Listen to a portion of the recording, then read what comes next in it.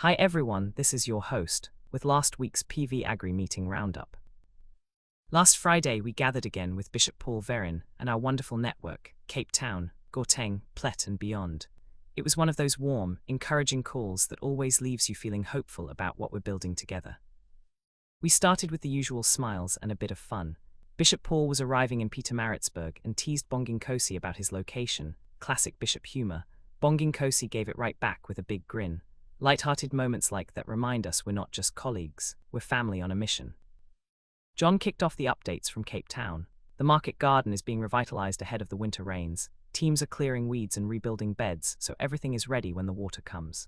Hydroponics test plants are settling in nicely, and new team members are learning the exact fertilizer mixes. The fish in the aquaponics system came through the stressful transfer beautifully and will move to bigger tanks next week. Touch wood, we're still at zero losses. We also had a special visit from the Western Cape Department of Agriculture.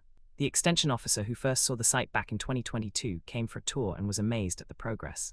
He told one of the long-time growers in the region, now stepping up from food security into the smallholder grower category, that single shift unlocks way more funding and support, exactly the kind of sustainable business pathway we've been praying for. It felt like divine alignment.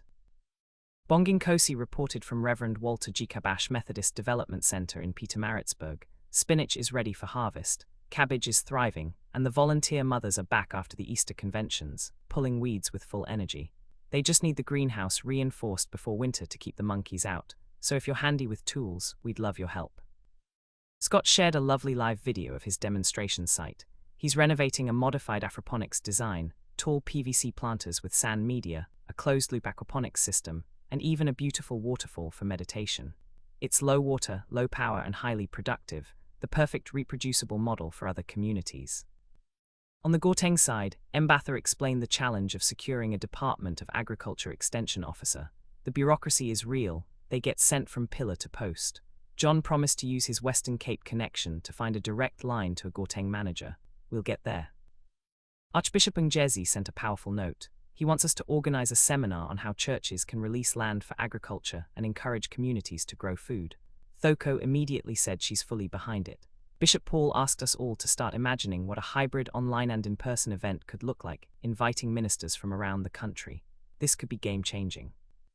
Sheila H. Lobilo also dropped exciting news. There's a BRICS youth contest for girls from 11-16 June at Birchwood. They'll pitch tech and agri-innovations and get mentorship plus possible funding. We're going to help find enthusiastic participants from all our communities, so if you know any bright young women, please reach out. We closed with next steps and a reminder to keep the photos and updates coming. They really inspire everyone. Friends, the momentum is building. From smallholder businesses in the Western Cape to churchland seminars and youth innovation contests, God is opening doors we couldn't have imagined.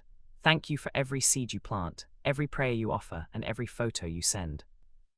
Until next time, keep growing, keep believing, and let's make this land fruitful together. Over and out, and God bless.